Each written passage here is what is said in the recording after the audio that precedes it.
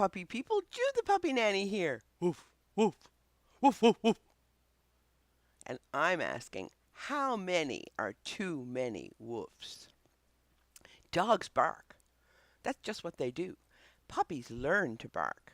And you know, it's one of the ways that dogs communicate. They say, want to play? They say, pay attention. Something is close by. They say, I'm afraid. And they say, I'm so happy you're home. So we want dogs to bark, don't we? They warn us when something needs our attention. They express their joy at seeing us, especially the one in this house. They communicate with other dogs. And I'm curious as to whether you can hear the difference in their different barking sounds. If you listen carefully, you will be able to hear it, but it takes a little practice. And when is barking too much? When you can't make it stop. So now what? Easy peasy. You simply train your puppy or your dog to stop barking when you ask. And how do you do that? Well, the first step is to train your puppy to bark when you ask.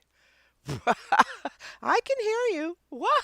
I don't want him to bark. He already barks enough.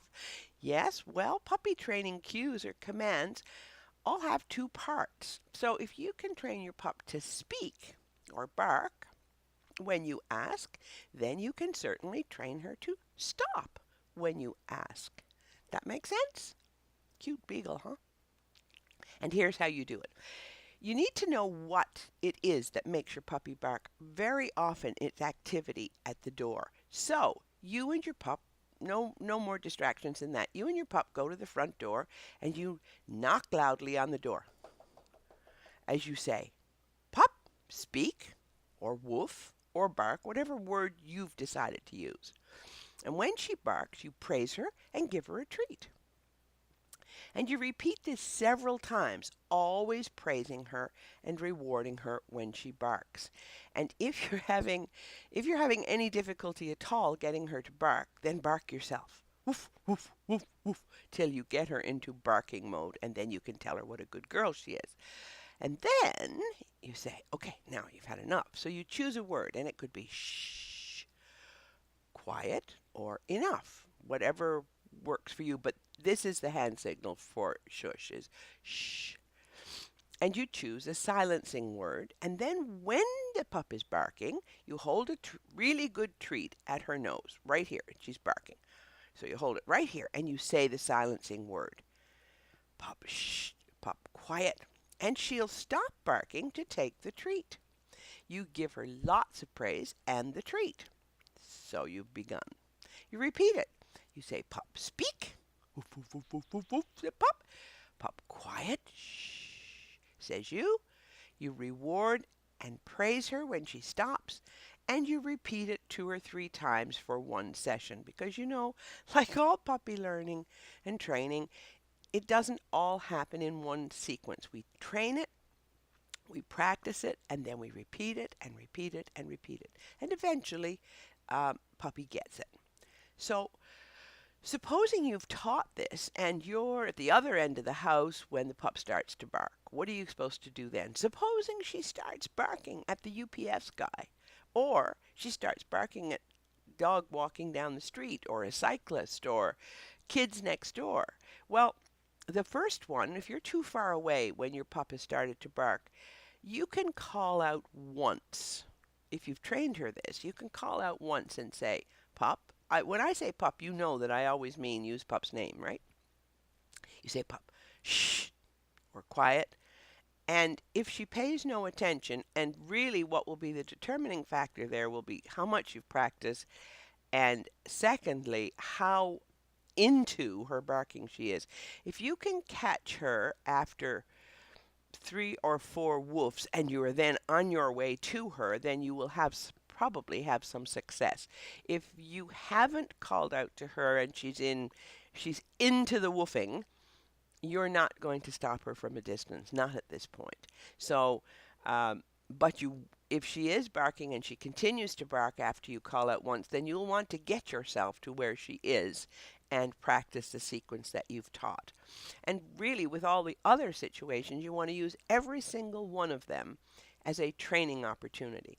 She's not going to stop barking on cue right away at everything that causes her to bark. So just use every single opportunity to explain to her yet again that yes, barking is fine, and that when you say shush, that she needs to stop. She'll get it. Dogs don't generalize very well, so if you've taught her not to bark at a dog passing outside the window, that doesn't mean to say that she will not bark when she's out on the street with you and there's a dog on the far side of the street. So you really do have to train it very specifically. There's a good place to use Ian Dunbar's line where he says, if you train a dog to sit in the kitchen, you'll have a good kitchen sitting dog. Well, that applies to all forms of training. You need to train in as many different settings as you can. And of course, since your pup is with you in lots of different settings, don't waste the opportunities. And if you want more training information, you'll find it in my book, The Puppy Nanny's Guide to Training Your Puppy. And you can get it at judethepuppynanny.com.